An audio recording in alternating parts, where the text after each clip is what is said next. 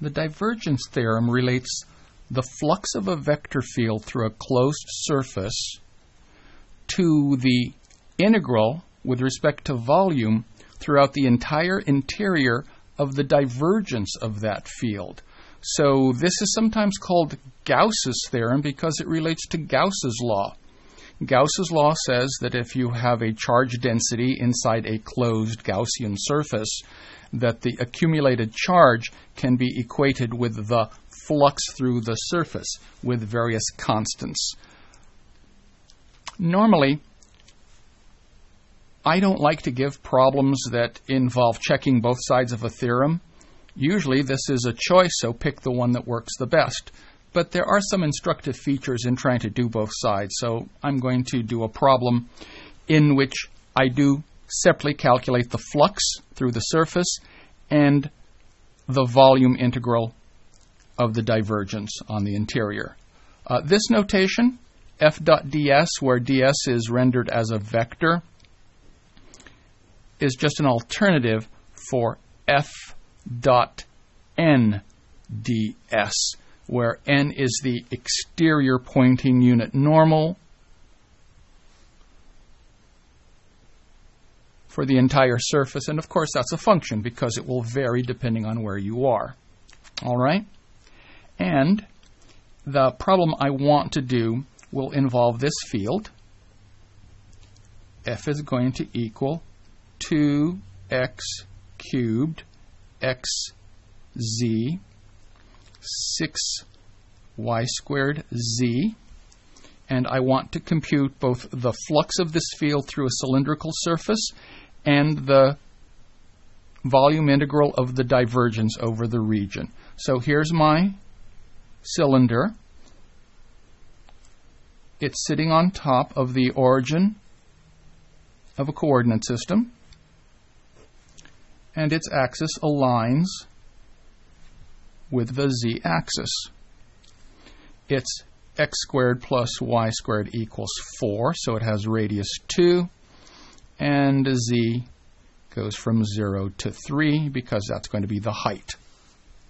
All right, so let's do the simple one first, the divergence. Now, you know what divergence is. The divergence of f, div f, or del dot f, is simply the partial with respect to x of the first component plus the partial with respect to y of the second component. Got that turned around. And the partial with respect to z of the third component.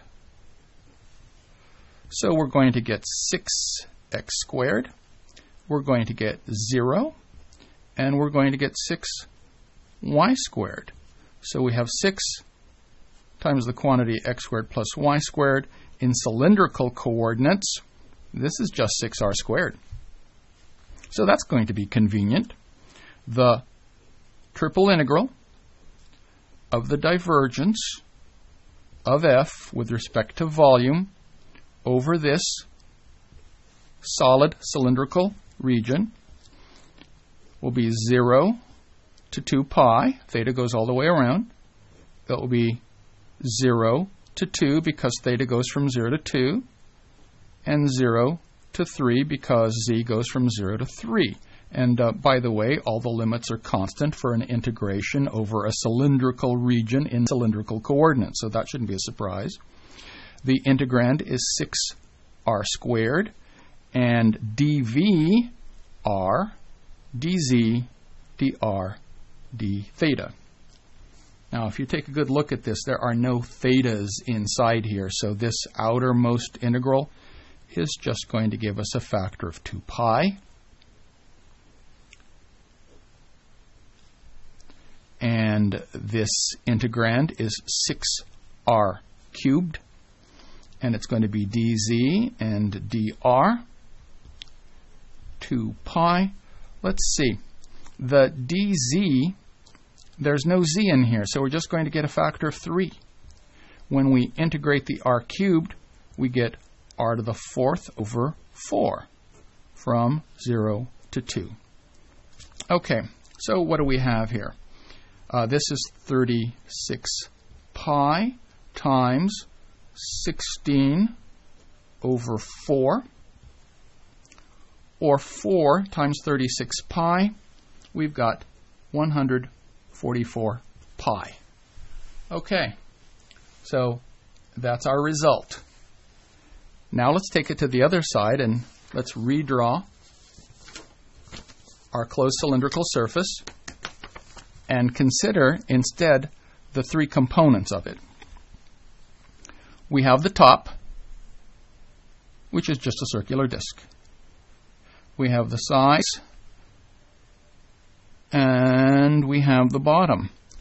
I'm going to label the top T, I'm going to label the bottom B, and the side I'll just call S.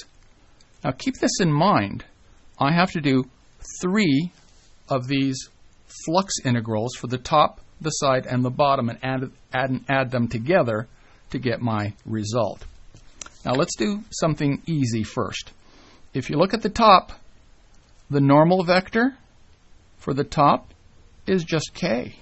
If you look at the bottom, the normal vector, the unit normal vector for the bottom is just minus k.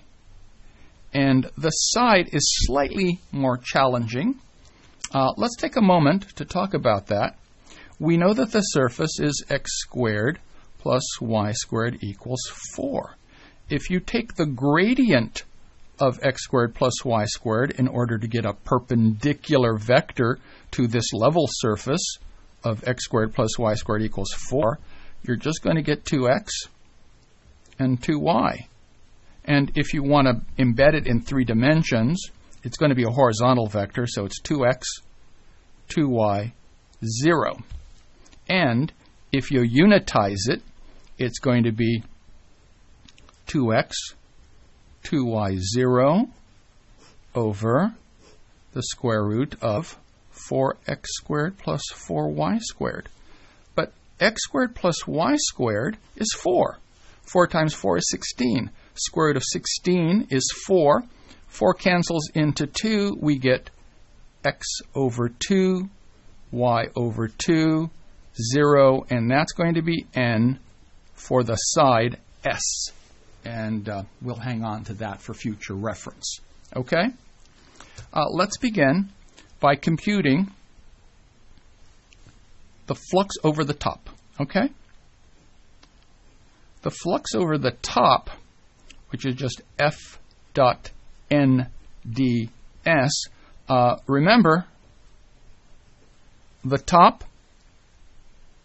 has a unit vector of k.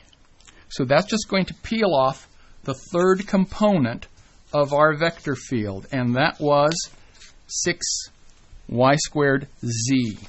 So we're just going to get 6y squared z, and we have to integrate that over the top. But wait a minute, z is a constant. Z is 3 on top. So what we have is the double integral over the top surface, the disk on top, of 3 times 6, that's 18y squared ds. Let's not make a big production of this. This is just a circle. It's a disk of radius 2. So 0 to 2 pi, 0 to 2, 18. Now we know that y squared is r squared sine squared theta, and for ds, for a circular region in what is basically polar coordinates, we just have r dr d theta. So when all is said and done, what we are looking at for the top is 18 times, this is r cubed, so when I integrate it, I get r to the 4th over 4 from 0 to 2, sine squared theta d theta. So let's see, plug in the 2, I get 4, okay? And 4 times 18 is 72. I'm integrating sine squared. Now we know that sine squared is 1/2 1 minus cosine 2 theta. So when I integrate that with respect to theta, I get 1/2. I get theta. I get sine 2 theta over 2 from 0 to 2 pi. So 2 pi comes in here. I take half of it, I get pi. 72 pi is the flux through the top. Now let's consider the flux through the bottom. Remember that when we're looking at the bottom, n is minus k, all right? So the integral through the bottom of f dot n ds is going to be the flux through the bottom. We're going to have minus 6y squared z ds. It's like there's just a sign change, right? But wait a minute. At the bottom, z is 0 because the cylinder is sitting on top of the xy plane. Therefore, we get a big fat 0 for this one. And now it's time to do the tricky one. It's time to do the side.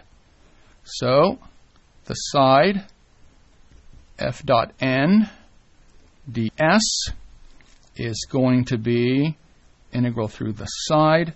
Now let's remember our vector function again, because our vector function is 2x cubed xz 6y squared z, okay?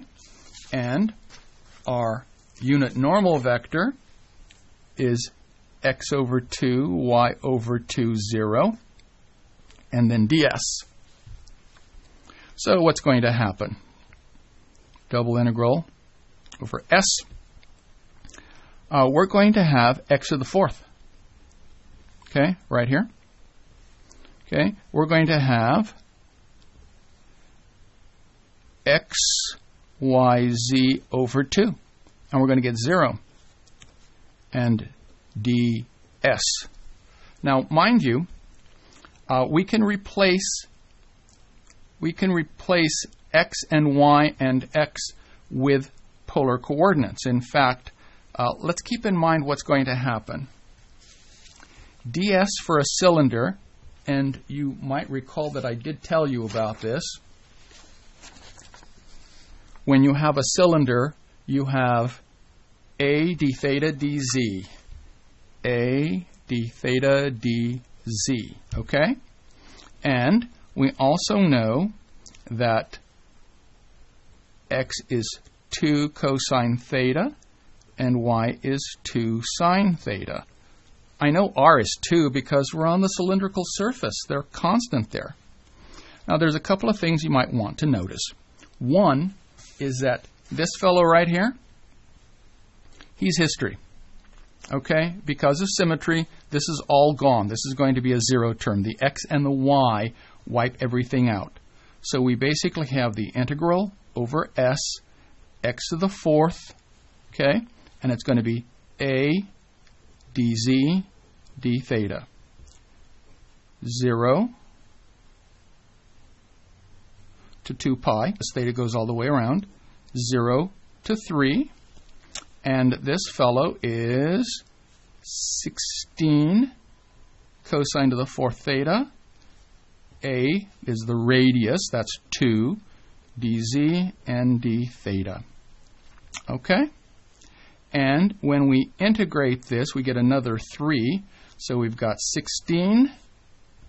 2 times 3 is 6. And we're looking at the integral from 0 to 2 pi of cosine to the 4th theta d theta. I would like to show you a lot more, but I'm running out of time. And it turns out we have 96 times this integral, 3 pi over 4, or 72 pi. 72 pi plus 72 pi, 144 pi. And we have verified this particular instance of Stokes' theorem. Excuse me, the divergence theorem.